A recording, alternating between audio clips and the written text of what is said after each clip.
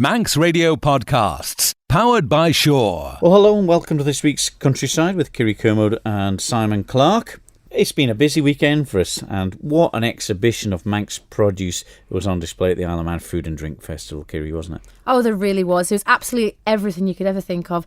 And they were so proud selling their produce as well. The stall holders, the farmers, the growers. It was real in abundance. It was a super show for everyone. There was Manx drinks there that were producing, and even different types of cuisine, from originating from different parts of the world. But of course, one of the contracts you have to sort of have is that you've got to use certain Manx producers in the production of it, and that was one of the great things I think that attracts a lot of people to the Food and Drink Festival, and they can spend their time talking to the people who are actually serving you, and they're the people that are making it and producing it, isn't it? That's exactly right. But also the provenance label was so poignant around the show field, and everyone was so proud to say that it was Manx. Like you say, from the different backgrounds, all the different spices added in, but the basics are that Manx produce. Yeah, so here we are, quite a bit on that. And also we're going to be finding out what the Young Farmers Federation are up to, Kiri, aren't we?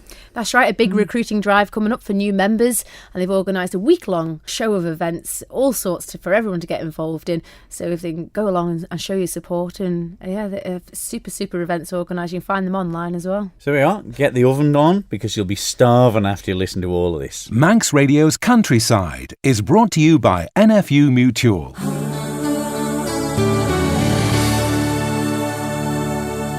Well, I'm just about sunburnt from the Sunday at the Isle of Man Food and Drink Festival, Kiri. Lovely weekend, wasn't it? And great feedback we've had, and you'll hear that coming out of the people, as we go through the programme, isn't it? I think they've had a wonderful weekend. It was so busy, and there were so many stalls for everybody to go around. There was really something for everybody, little or large. It was a super weekend. Yeah, and the people that have been established since it started, was it 8 or 9 years ago, and to new people who have ventured into different things, who were there for the first time, and it seemed that nice atmosphere where people were sort of welcoming them in a way, wasn't it? Oh, there's a great atmosphere, but it was nice that some of the people have been coming, like you say, from year one, and how they've adapted their business as time has gone on and changes are afoot, and how they've dealt with demand, and some really interesting stories. Well, of course, the topic of it was local produce being used in just about everyone's wares that they were cooking or manufacturing or selling on the day, on the weekend. And we went along and spoke to some of the people in the tents and out in their little caravans and stalls at the Villa Marina Gardens. And here's a flavour of some of the people we spoke to. Lee Brooks from the Community Farm, you're doing a wonderful job. And here, tell us what's been happening over the last 2 days at the festival. We brought the farm down and then joined in with the help of Robinsons and a few other guys to run the children's activities. So we've been planting some seasonal stuff, some radishes in, mustard and lettuce and things like that. We've brought the guinea pigs down, brought some hens down, they're laying eggs. And we've got Donald Trumpkin and Kim Jong Cabbage out there. They're going head to head in the weight competition. Well, you've got the wormery in front of us. You've got a bottle of, I wouldn't say it's the classiest type of home brew I've ever seen. What's in that bottle? This is the world famous worm poo tea, which is just the rocket fuel for the plants. The kids get to open up the wormeries, see it all getting turned out, and then that liquid that comes out of the tap at the bottom is this really rich, nutritious stuff that we use just to give the plants a bit of a lift. Yeah, and is it just like starting off sort of septic tanks in that respect? Does it start the process of the growing or changing the soil? So the worms, they convert all of the organic matter, all the leaves and all the eggshells and all that stuff that's gone into the wormery that the kids have put in themselves. The worms can convert that into something that the plants find more useful. So it kind of sugarifies it a little bit. So their poop is more available to the plants than if the leaves had just rotted down. So it's just like an intravenous hit, really. It's just in exactly the right formula for the plant roots to get use of. So for the seeds, it's just that little jolt, that kind of bolt of electricity of nutrition to get things going. Well, let's have a word with Michael Convig and Kaylee Cool. You've been demonstrating a bit of milking here, Michael. It's good to see. Yeah, we brought our cows here today from our farm in Santon, just to show the public what we do every day, morning and night, and give them a view of our lives and what we do every single day. But it's great that our cows on the island, they allowed to roam freely, and it's something that's been sort of welcomed by the farmers and government, isn't it? We've just got this new accreditation, which is a grass-fed. So on average, all our cows are out 214 days of the year, which is something we're really proud of, and I doubt there's many places in the world that will be able to match that from one creamery. So, and that also makes the milk high in omega-3, so it's good for you as well, and it's good for the cow being out in the summer sun, and it's also good for us because we get more out of it. Well, Kaylee, it's as Michael's saying there, it's great that the public have had a chance to come and see it close up, and you've been doing a bit of commentary on it, and what sort of feedback you having? There's kids there, and even parents with their mouths open thinking, are we this close? Yeah, it's really good. It's really nice to interact with people. And there's one thing as well, you look at the cows, and it's in the farmer's best interest, because people come here and they go, wow, we can touch them, we can go that close, and the cows look really friendly and everything. And calm cows and well looked after cows, you talked about the bedding and stuff, when they're comfortable, you get a lot more out of them, don't you? Yeah, exactly. As long as you look after the cow, she'll look after you with the milk production. So yeah, it's just explaining to people that they are well looked after, and it's in our best interest, of course, to feed them to have the highest possible welfare. And it's just trying to put that across, whether there's some really mixed messages around social media at the moment, and it's nice to put our side of the story out there, especially. Well, Charles Miller and Martin Anderson, you're in charge of this place here for this weekend, aren't you? Yes, it's been our 8th year now running the bar for DEFA, and to showcase what the island can produce in terms of real ales and ciders and soft drinks. It's pub goers, yeah, they know what they're doing, and they know what they like, the IPAs and the malts, the dark malty beers and the stouts and porters.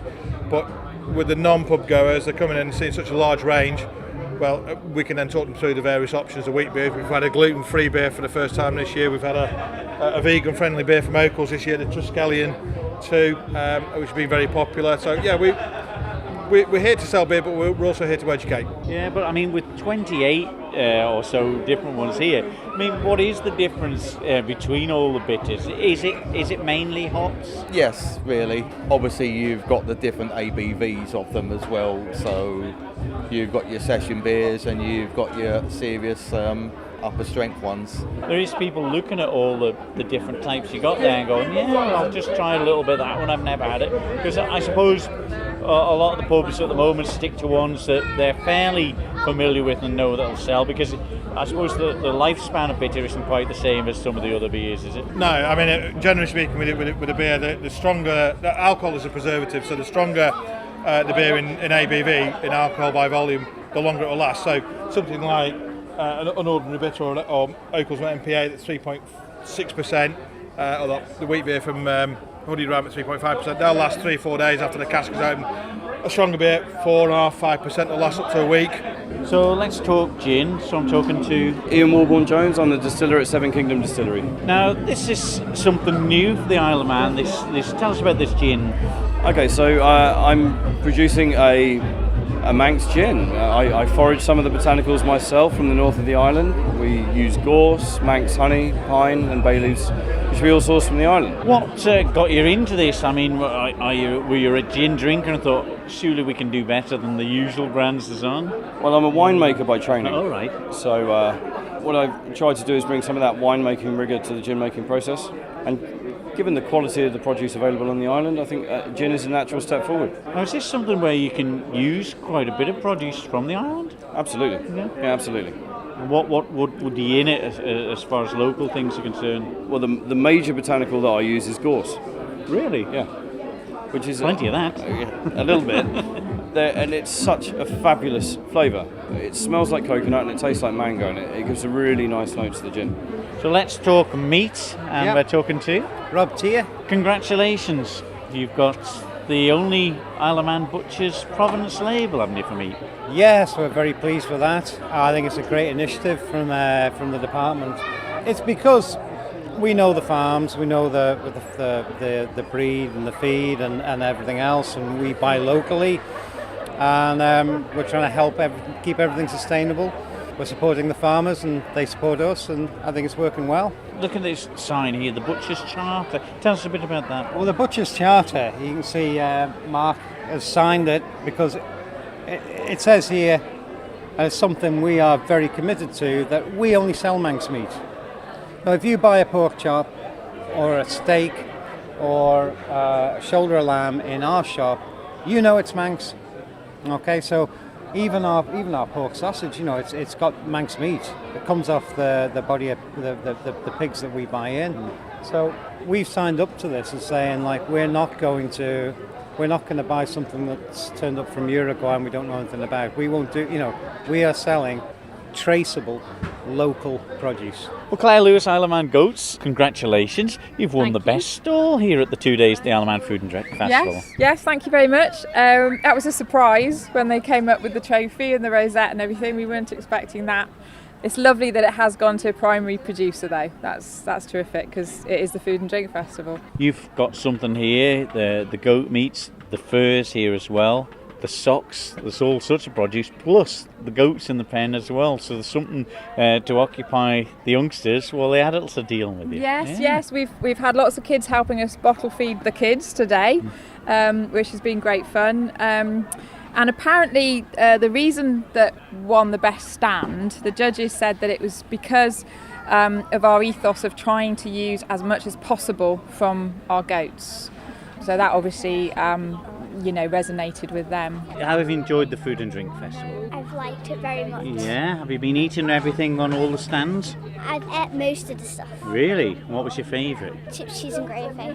You're here looking at the goats now, though. What do you think of these? I really like them, and I really like the girl ones that's got pink tags. Yeah. Where would you put it?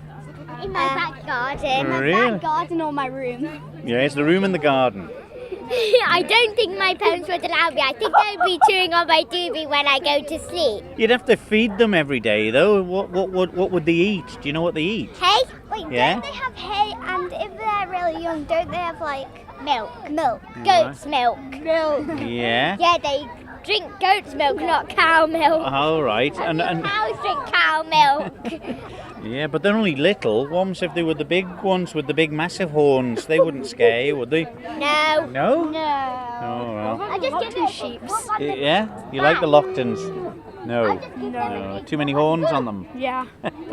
Dave, how successful was the hot dog eating competition last night here at the Ville Marina? Success is determined by how much fun people had, and I think it was a whole lot of successful times last night. People were roaring with laughter, and they were just cheering on their contestant. We had 8 contestants, and they all had a big crowd of people. It was just a lot of fun. Well, your hot dogs are very special. They are fully 100% Manx produce. Absolutely. We use the best pork shoulder and beef meat that we can possibly buy from Al Tier at Ballakilly Farm in Andreas. Do you think it makes them extra special? Oh, absolutely. It's a local product. Yeah, it's born, raised, reared, and made here on the Isle of Man. Well, I can't say that honestly. Since hot dog making is a completely different process than making sausages, I have to ship the meat to a production facility that I own down in Kent. It's a lot more involved than making sausages, and until I can bring the facility here to the island, we ship it down to Kent.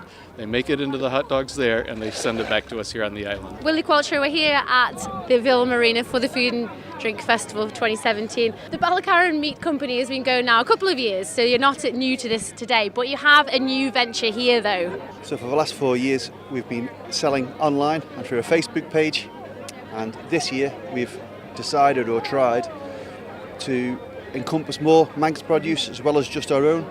The launch of a new mobile farm shop that we hope to travel around the Isle of Man at various points, places of work, housing estates, anywhere we can make local produce more accessible to consumers. It's all well and good having a static place to go and buy, but a lot of the time mums, they're on the run, aren't they? School runs, shopping, errands, whatever else. So it is a good idea. Would you target more community areas then? Yeah, community areas, especially to start off with places where there's maybe no access to local produce, a couple of villages where there's no butcher shop, so hopefully there'll be no confrontation, we'll not be stepping on anybody's toes, and we'll just try and make everything as convenient as possible. We'll have a regular timetable where we can set up and people can get used to us being there at a certain time, during the day, during the night. If people aren't able to make it, they'll be able to order via the telephone online, and we do a home delivery service. Marcus, I caught up with you in the qualifying rounds for the Chef of the Year competition, and here we are today at the Food and Drink final, and you are the winner. Well done. What dish did you choose for today? I did the same dish I did in the semi-finals, which was a pork belly dish from Ballykelly Farms, which is pressed pork with a black pudding and comfy fennel. So kept to the same dish as what we did in the semi-finals. And buying and using local produce is absolutely essential, I believe, in this industry. Oh, of course, so there's no food miles on it, which is the most important sort of criteria that you follow. But we got so many good producers nowadays. So it would be a shame not to use them. So it's a good thing now. I think it's moved on a lot. And you had obviously stiff competition as well. Oh yeah, no, fantastic. It just shows you how far the Isle of Man food chefing scene has come. Sam was fantastic. Fantastic dish. So you look at it and you think, well, that's all great, And even watching Student Chef of the Year, it was also a great thing. So there's a lot of good up-and-coming talent anyway, which is good for the Isle of Man. Well, there we are. The great feedback that we had from all the people that we could manage to speak to during the weekend, selling their Manx produce and just being involved with a lot of it, the manufacturer, even if they're not even selling it, being part of producing things that were on sale was great, wasn't it? So there we are. And I'm sure they'll be back next year with even more new entrepreneurs using the Manx produce.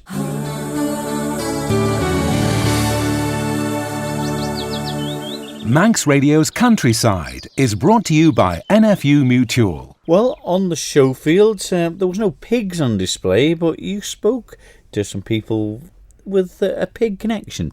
That's right, I caught up with the VIP guests for this year's festival, which was the Ladies in Pigs, and they did some wonderful cookery demonstrations, and I caught up with Sue to find out what they got up to. We still have groups throughout the country. I'm from Yorkshire, if you may know by my accent, and we have groups and we go out to shows, events, supermarkets. We're actually sponsored now by the pig industry, so Levy Payers Money gives us sponsorship, and they've bought us a big mobile kitchen, and we go out just showing people how easy it is to cook with pork. A lot of people don't even use pork mince. A lot use beef mince but haven't used pork mince. In Italy, when you make a lasagna, it's half pork and half beef. So, and it is very tasty. When the beef scale was on, a lot of people use turkey mince, but that's very bland. So we do meatballs. Today we've been doing meatballs. There's pork mince stir fry. And so we want people to have one pot recipes because we're all busy, in and out. Mums are rushing about. Interesting to know that on a night when you're making your evening meal, the average cooking time that you want to spend cooking a meal is 23 minutes, that's all. So quick stir fry, something flashed in the pan, but now we don't really want to be doing ready meals. We want to know that we've made it ourselves from good produce. So a lot of our recipes, if your listeners want to go on our website, ladiesinpigs.co.uk, you can download all our recipes, the recipes we've been doing today, and they are nearly all one-pot recipes within probably half an hour. Well, it's having the ideas, isn't it? Everyone, like you say, uses the white meat, maybe beef, but pork is so simple to use, isn't it? And it seems to be cheaper. Yeah, and I think we get stuck in a rut. We're all the same. We think, what can I do this week? We go shopping and think, I'll do my shepherd's pie, I'll have my sausage and mash. But I say to people, why don't you have one night a week, treat yourself to a new recipe night? We'll all have recipe books in our cupboards. And we can Google, we can go on the web. So get your listeners to Google Ladies in Pigs. And this week, maybe Wednesday night, everybody download a recipe off our website and then they can make a lovely 23-minute pork recipe. But our farmers work so hard to provide such a fabulous product like this. You must be ever so proud to be going around the country. Yeah, and a lot of our ladies that come with us all work on pig farms. They are passionate that they know that the customer is buying the right product. And will you be having a chance to get around on some of the pig producing farms here on the island during your visit? Yeah, we're going off in the morning. We're just packing up now, and then we're going to go and see Rachel Ranson's farm and see how she gets on. And she actually would like to do a Ladies in Pigs group on the island. So if there's pig farmers out there, get in touch with Rachel and maybe we could have a Isle of Man group as well. This is it. It's that joined up thinking, isn't it? And promoting everything that's good within the agricultural industry. Yeah, it's great to network. network, and I think that's what we need to do. You know, people have been saying, you know, are you using meat off the island? And so that's been the network here. Yesterday when we did a demonstration, Rachel came and talked to people about her farm and, you know, the use of different things in her farming method. So it was great to hear it from the horse's mouth. That was Sue Woodall from Ladies and Pigs. You caught up with one of the main organisers of the day, DEFRA's Audrey Fowler. Yes, she's the marketing manager for DEFRA, and she's very highly involved on the weekend, certainly, well, long before it, I'd imagine, as well.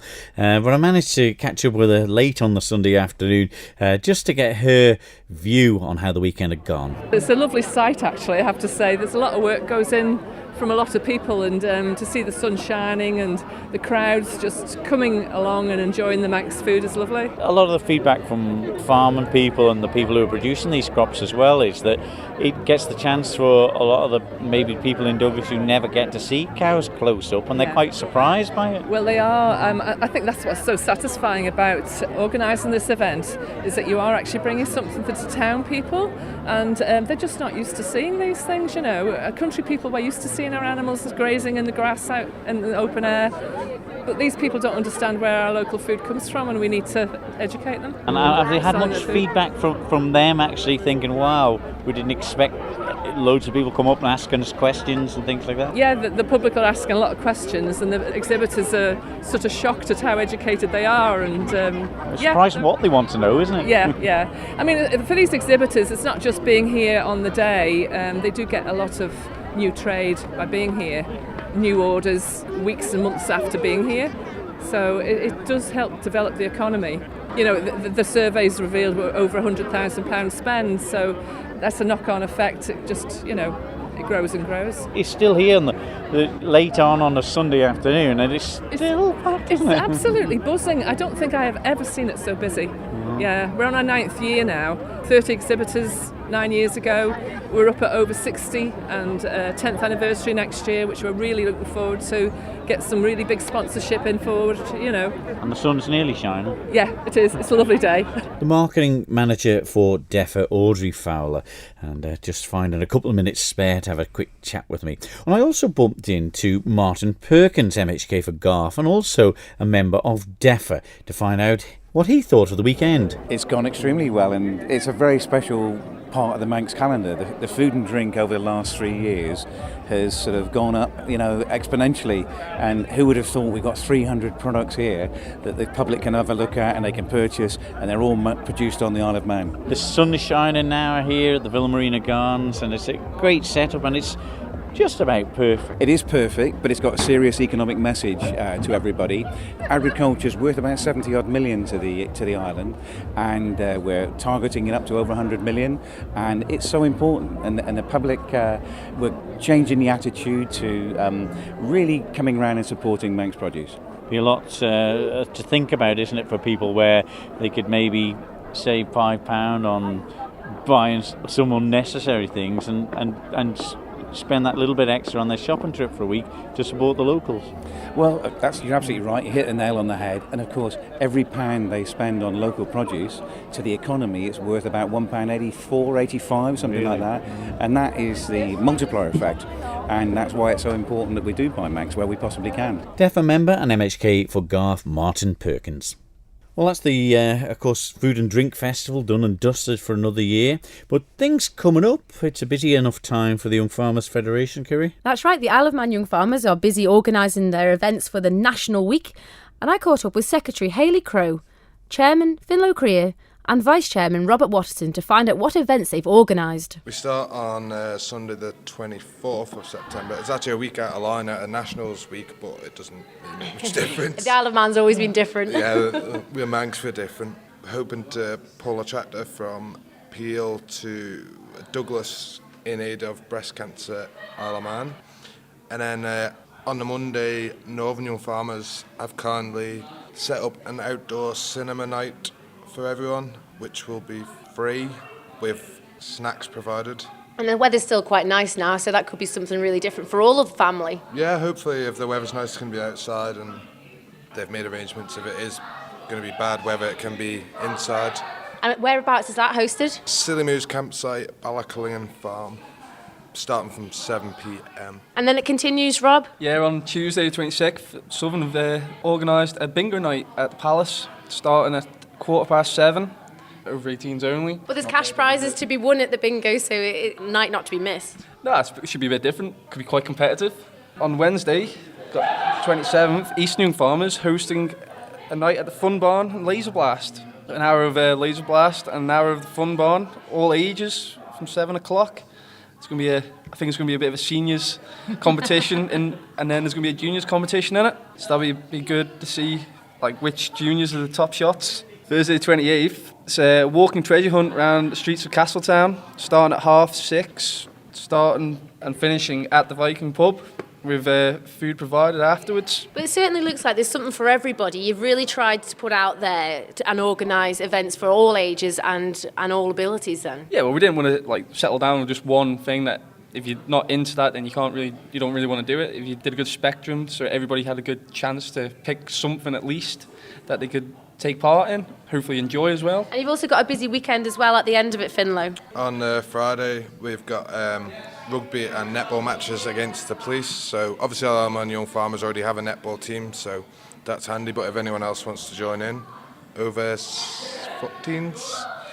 And then the rugby game with the police as well, and a bit of a social at Vagabonds after that. And then on the Saturday, we've got the Alaman Young Farmers. At the ending of the week is the fall ball at the Masonic Hall in Douglas, black tie bonanza. So it's an absolutely packed week and everybody can take part, and it is a big recruit drive for the Isle of Man Young Farmers. Yeah, we just want to up our numbers and especially try and encourage more active members and keep the members that we've got already happy as well. But it just shows it's not just agriculture anymore. No, we've got to accommodate for all sorts of people's interests. So Hayley, as a secretary, you've had a busy spell trying to get all this National Young Farmers Week organised. It seems a good drive and a good idea for recruitment. That's it. This week is about highlighting everything that you can gain from the young farmers. Like Finlow was saying before, it's not just about agriculture. There's so much more involved in the young farmers. It's about meeting friends for life, networking opportunities. You might come to one event on the Monday night that you don't know anybody, but by Friday you might have met friends that you'll keep for the rest of your life. It really is about seizing the opportunities that are out there and that are available and just coming along and trying something new, basically. You might have got involved with the young farmers through the netball team, and then you might end up that you're attending the stock judging event next summer that you never thought you'd be on a yard judging cattle, but that's the type of things that you can just have a go, get involved, grasp the opportunities while you can. So if you do want to get involved, you can find us on the Facebook page, Alaman Young Farmers, or you can send an email to us, iomyoungfarmers@outlook.com. Just drop us a line, message us on Facebook, you'll find us, and just, get involved. That was Hayley Crowe, Federation Secretary, Finlow Creer, Chairperson of the Federation of Young Farmers, and Rob Watterson, the Vice Chairperson. Manx Radio's Countryside is brought to you by NFU Mutual. Well, I had a fine array of enthusiastic people who were selling their produces at the Isle of Man Food and Drink Festival, and also available to the general public to tell everyone about it. It was just great. It was a brilliant weekend. It was an absolute privilege to go round, and everyone was so proud of what they were doing, and I think quite a lot of locals spent quite a lot of money that day too. Well, hopefully they did. And also, of course, if you're looking for your youngsters to get involved in some sort of community events, go and join the Young Farmers. There's plenty to do in that.